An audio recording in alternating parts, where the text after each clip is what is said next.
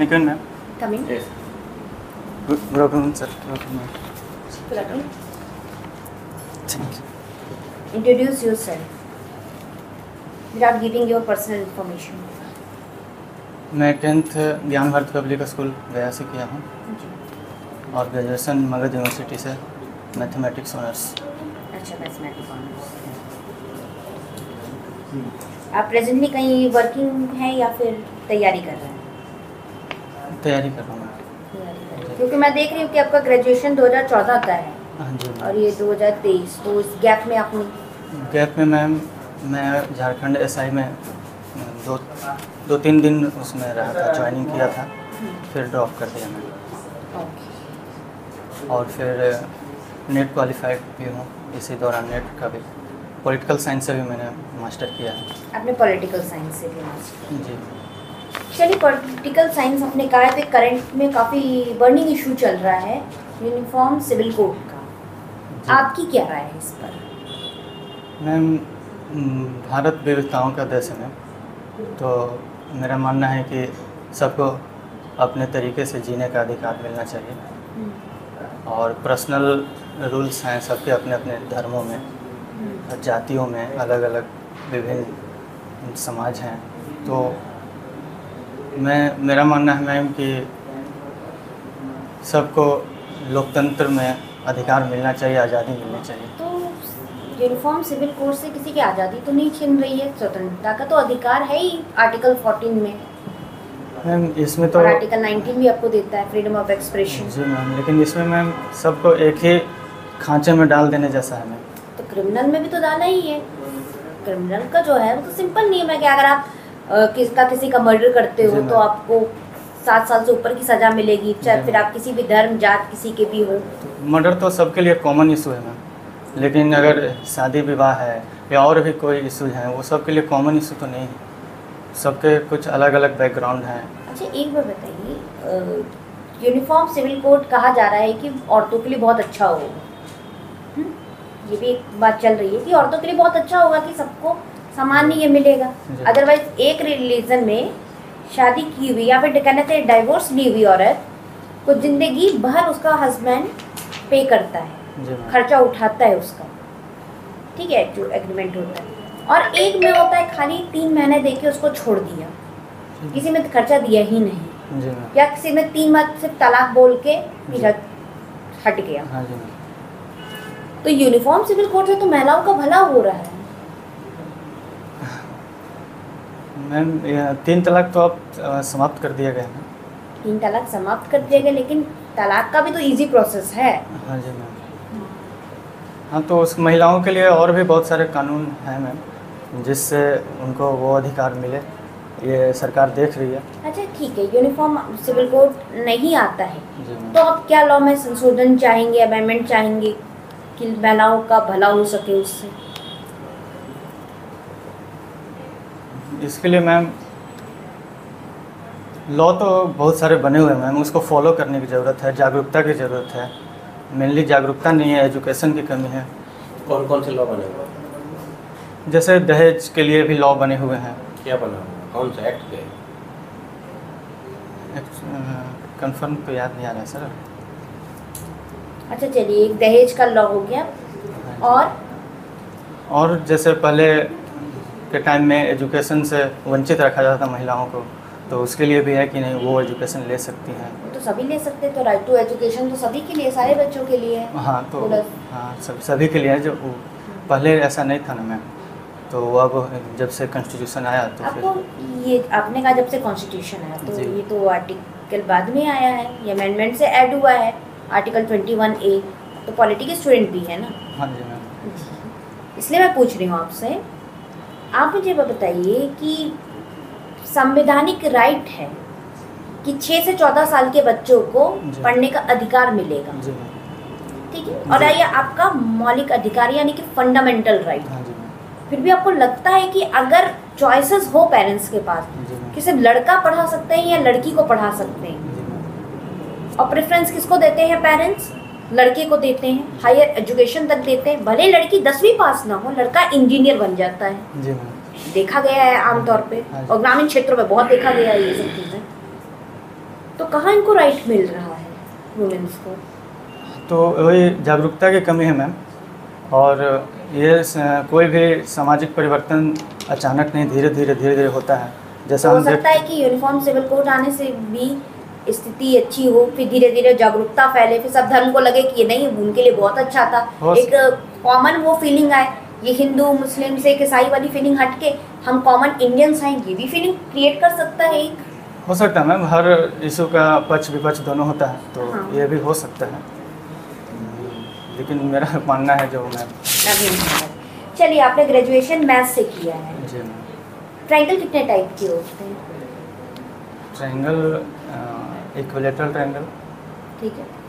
और Escalus triangle एक होता है जिसके दोनों साइड इक्वल होते हैं, और एक नॉर्मल ट्रायंगल। नॉर्मल ट्रायंगल मतलब क्या? Right triangle? हाँ सॉरी, राइट ट्रायंगल। चलिए, अगर मुझे इस कमरे का एरिया निकालना हो, जी मैम। कैसे मैं निकाल सकती हूँ उस कमरे का एरिया? क्या फॉर्मूला यूज करूँगी? फर्श का?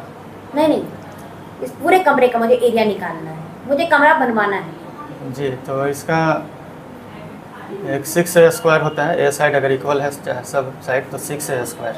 आपको उसको ये साइड इक्वल लग रही है? पहले ये शेप क्या होगा इस कमरे का? नहीं, मैंने कहा ना कि अगर इक्वल है तब, लेकिन अगर इसका निकालना हो मैम तो फिर ऐसे भी निकाल सकते हैं, मतलब कि फर्श बाई फर्श अलग अलग निकाल के ऐड भी कर सकते हैं।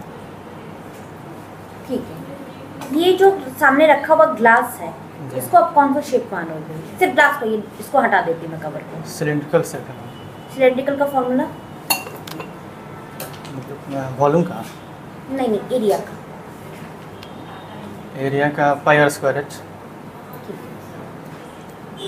मुझे ये बात बताइए, आपने अपनी हॉबी में लिखा है talking with my self. Yes. Unique लग रही है कि आप उनसे बात करते हैं।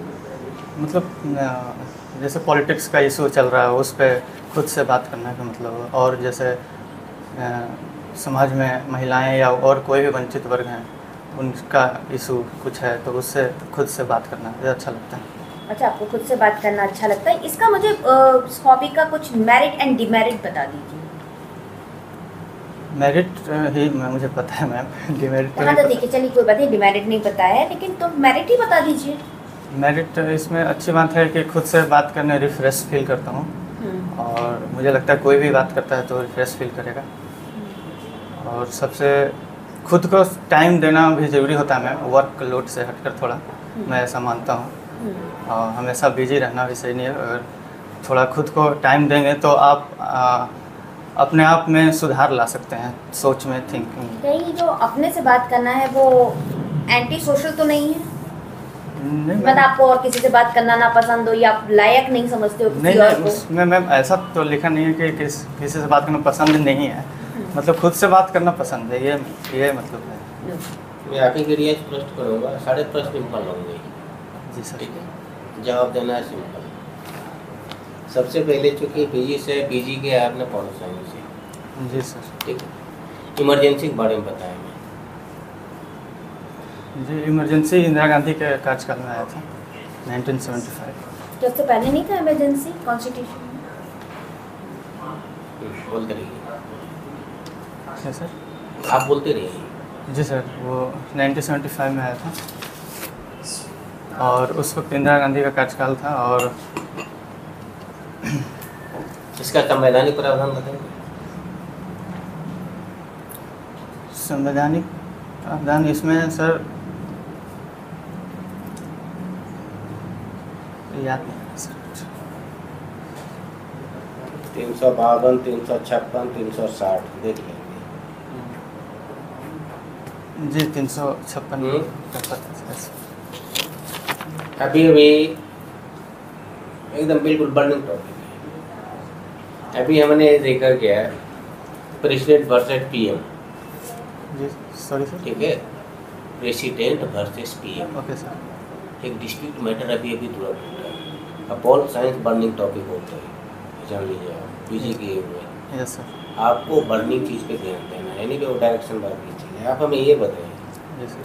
असेंबली का स्ट्रक्चर बताएं विथ आर्टिकल्स। असेंबली 545 मेंबर होते हैं और सभी राज्यों से जनसंख्या के अनुपात में सांसद चुने जाते हैं।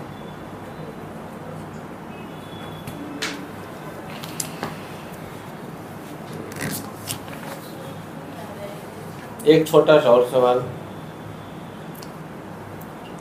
कितने फंडामेंटल राइट्स? 6। अब पंचायत ऑडिटर के लिए आ रहे हैं। Yes sir. तो पंचायत ऑडिट का उल्लेख संविधान में है, भारतीय संविधान में।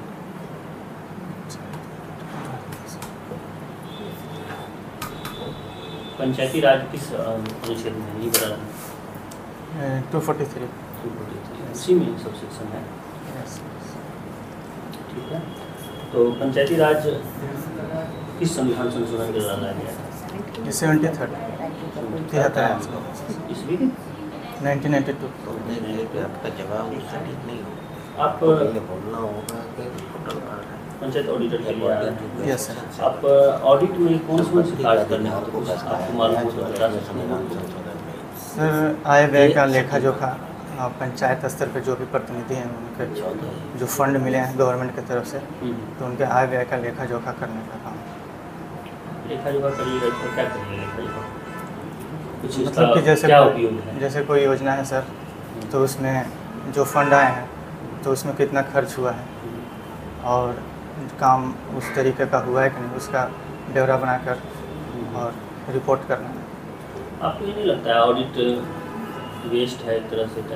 टाइम का, सरकार के संसाधन का खर्च हो गया है, योजना क्रियान्वित हो चुकी है, उसके बाद आपको लेखा जोखा करें, उसके लिए एक ऑडिटर की नियुक्ति सरकार करती है। नहीं सर, ये तो ऐसा तो नहीं मुझे लगता है, लेकिन क्या मतलब फायदा इससे है? फायदा फायदा नहीं है? कोई भी योजना सर, तो उसमें पता चलेगा कि आखिर ये योजना ज़रूरी है समाज के लिए या नहीं ज़रूरी है, या फिर इस योजना से कितने लोगों को फ़ायदा हुआ है, या कहाँ इसमें और सुधार करने की ज़रूरत है।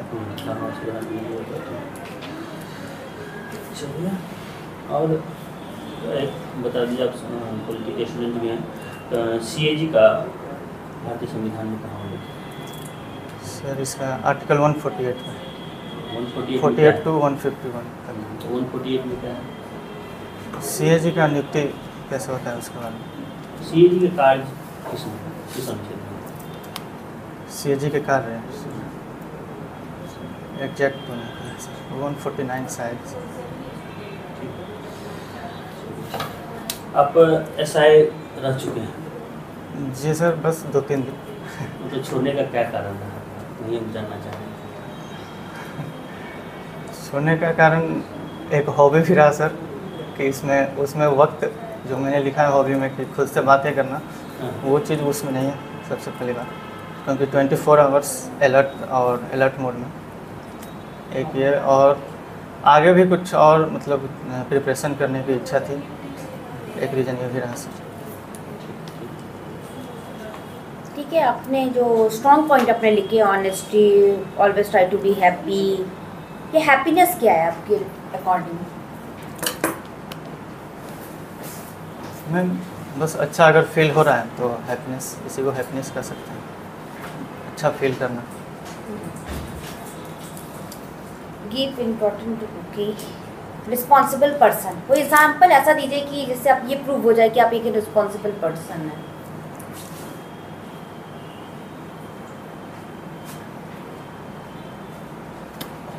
मैम जैसे वैसा तो मतलब घर का ही एग्जांपल है कि घर में अगर कोई भी वैसा ज़रूरत है तो मैं आगे बढ़कर उस काम को करने का कोशिश करता हूँ, किसी भी घरेलू काम या कुछ भी। अच्छा, मुझे एक बार बताइए, अभी आपने कहा कि आपको खुद से बात करने के लिए टाइम नहीं मिला तो आपने SI की जॉब की। मान लीजिए कि ऑडिटर आप बनते हो और फिर खुद से बात करने का टाइम नहीं मिलता, तो क्या आप ये जॉब भी छोड़ दो? मैम इसका तो वर्क प्रोफाइल पता किया हूँ, ऐसा कुछ नहीं है, मतलब टाइम मिल जाता है। टाइम मिल जाता, मान लो नहीं मिल पाया तब? एक मतलब मैम ऐसा है कि SI में मैक्सिमम टाइम मतलब मिलता ही नहीं, उसमें मतलब ना ही मिलता है, मतलब इसमें अगर कुछ कभी अगर ना ही मिले कोई प्रॉब्लम नहीं है, लेकिन जनरल वे में तो जो वर्क प्रोफाइल है मैम, उसमें तो ऐसा पता चल रहा है कि मिलता है। ठीक है, आपका इंटरव्यू समाप्त होता है। Thank you ma'am, thank you. एकदम रिलैक्स हो जाइए, रिलैक्स होके बैठिए। मैथ से आपसे क्वेश्चन पूछा, कमरे का एरिया कैसे निकालेंगे? जी फ्लोर का एरिया, दीवार का एरिया। घना हो नहीं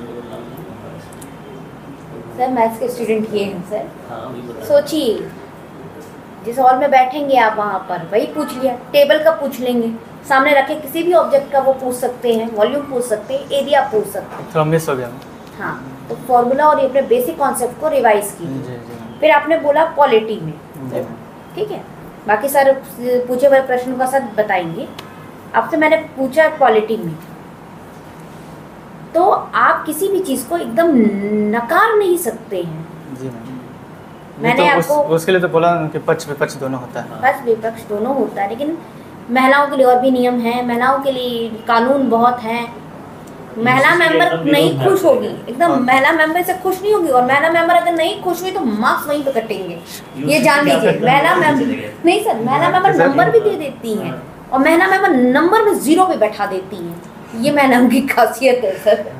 तो ये जान नहीं तो लीजिए। 3 तलाक के सपोर्ट में तो बोला ही मैंने कि हाँ वो तो समाप्त हो चुका है। हाँ, लेकिन आप ये जानिए कि ये एज ए पॉलिटी स्टूडेंट भी आप ये जानिए, जो यूनिफॉर्म, और नहीं भी तो एज ए नागरिक जानिए, जी। क्योंकि ओपिनियन आप लोग से मांगा गया है, जी। हम लोग से मांगा गया है।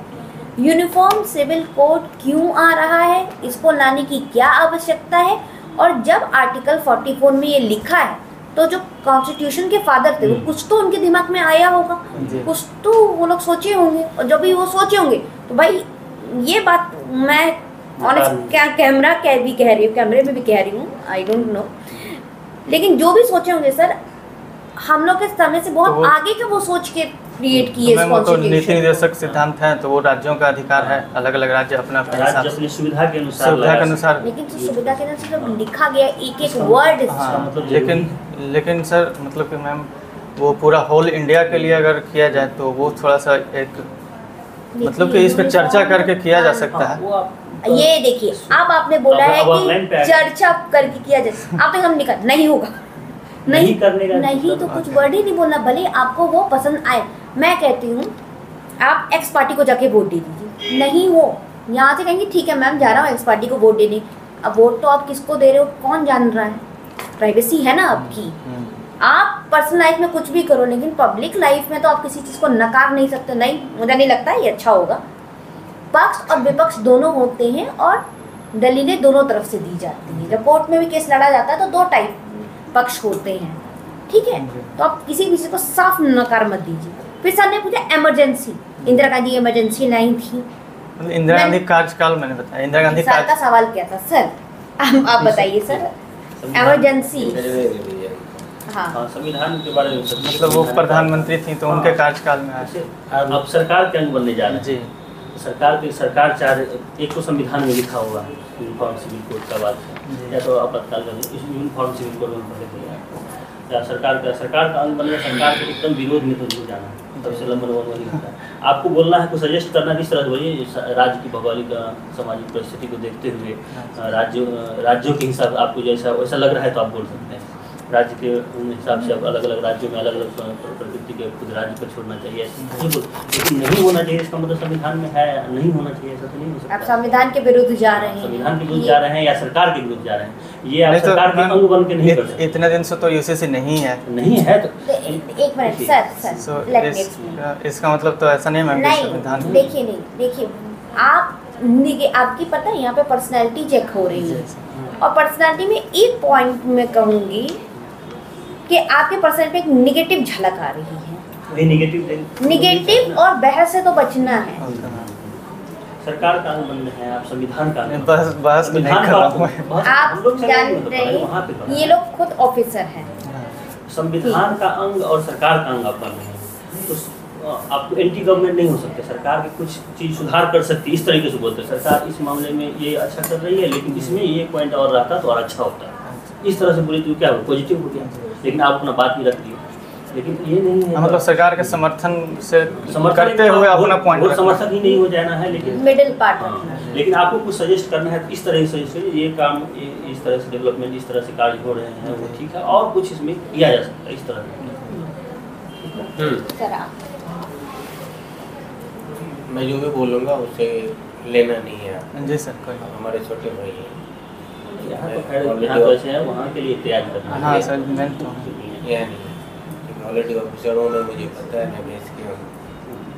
पहली बात आपके अंदर हेजिटेशन है, हेजिटेशन हेजिटेशन है, उसको दूर करें। थोड़ा सा हाँ, ठीक है। थोड़ा लाउड दूसरा आवाज थोड़ा सा आप लिखते भी जाएं, एनर्जी थोड़ा सा लिख कम सकते लग रहा है शरीर में, थोड़ा एनर्जी बोलिए। ठीक है। एनर्जी दूसरा है आप एक्सट्रोवर्ट हैं, इंट्रोवर्ट नहीं। कैंडिडेट एक्सट्रोवर्ट नहीं होते। हमारी बात को अगर समझे तो बोले, नहीं तो बोले उसको क्लैरिफाई करेंगे। हाँ, मतलब एक्सट्रोवर्ट आप इंट्रोवर्ट। होता क्या है कि आप बोर्ड को काउंटर करते हैं, बोर्ड को काउंटर नहीं कर सकते आप किसी कीमत पे। आपको नहीं आता साइलेंट हो जाइए, सॉरी बोल के निकल जाइए, ओके सर। पोलाइट, बस पोलाइटनेस ना। और जो बोलिए स्ट्रॉन्ग बोलिए। मैं मैथ पे आए थे, क्योंकि पीजी आपका पॉल साइंस है।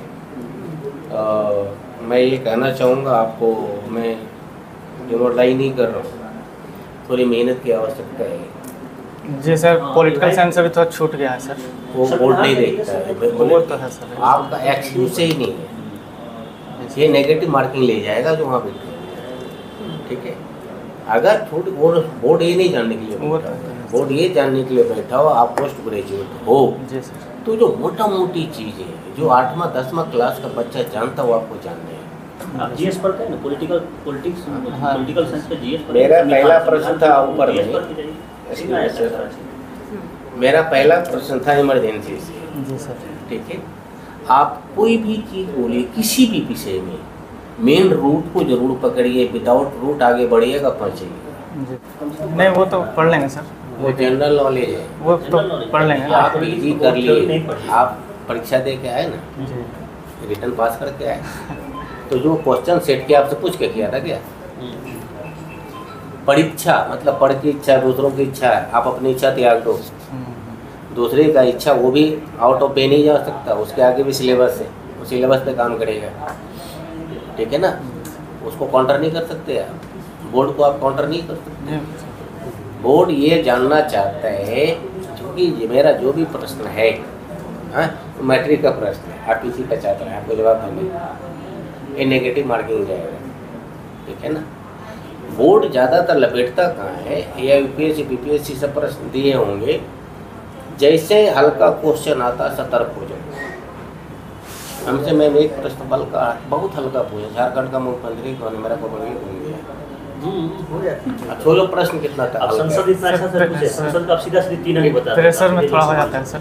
नहीं, प्रश्न कितना हल्का पूछा है। जी सर। नहीं तो ये चीज़ दिमाग में बिठा लो, जैसे प्रश्न हल्का हो सतर्क हो जाना। जी ठीक है। जिस समय पूछा उस समय अर्जुन मुंडा इस्तीफा ही दिया, ज़्यादातर जवाब लोगों ने अर्जुन मुंडा को दिया, एक प्रेसिडेंट रूल लगा हुआ था। तो बोर्ड एक्सपर्ट बैठा हुआ है, जैसे वो हल्का चीज़ पूछे सतर्क हो जाना। जी सर। यूपीएससी बीपीएससी का भी पैटर्न है, मैं हल्का क्वेश्चन देखता हूँ सतर्क हो जाता हूँ, मेरा इंद्रिय खुल जाता है, ऐसा जरूर कुछ करेगा।